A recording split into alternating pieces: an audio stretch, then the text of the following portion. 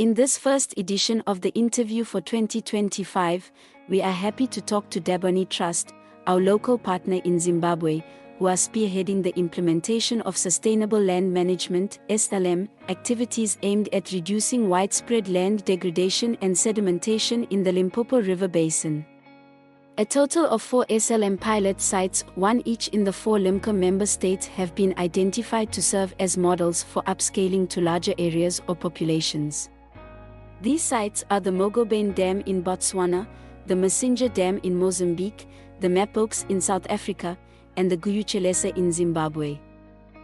The on-the-ground SLM activities are being executed under the project Integrated Transboundary River Basin Management for the Sustainable Development of the Limpopo River Basin.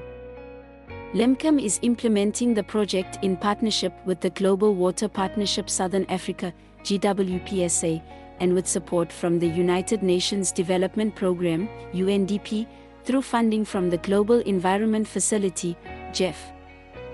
Welcome to the interview, Mrs. Joyce Dube. Can you tell us more about yourself and your role in this project? My name is Joyce Dube. I'm the program manager at Dabane Trust. And as you know that Dabane, we are one of the implementing partners in the pilot site of Guyu-Chelesa in Zimbabwe. Thank you so much. In terms of implementation, what has been done to address land degradation and sedimentation in the Guyu-Chelesa site in Gwanda, Zimbabwe? We have so far done quite a lot of things besides the awareness and the mobilization of the communities.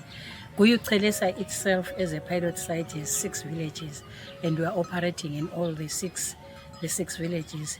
We have done stone gabions, we have done stone barns, we have done tree planting. We've also done trainings around environmental management, resuscitating of grazing land.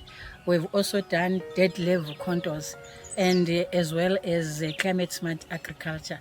So as a community, all that is meant to improve soil productivity, improve harness water, and improve the general well-being of communities.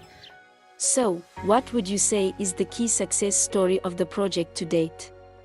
One of the success stories I can think of is the unifying force in terms of communities coming together and working on a common problem.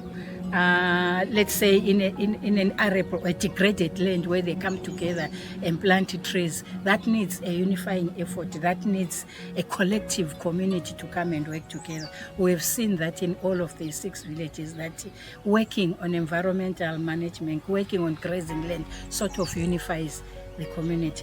We've also seen that communities have started to realize the importance of growing of trees, the importance of growing even grass itself, the importance of maintaining what they have. That has an impact on the communities. Despite these impressive results, what are some of the challenges you face in your work? But as an SLM site, we are faced with a number of challenges.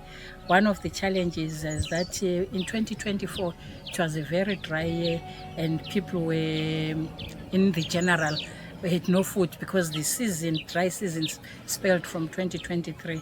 So in terms of participation, people opted to go out and look for food as opposed to coming and work and do the activities that we were supposed to do without any payment.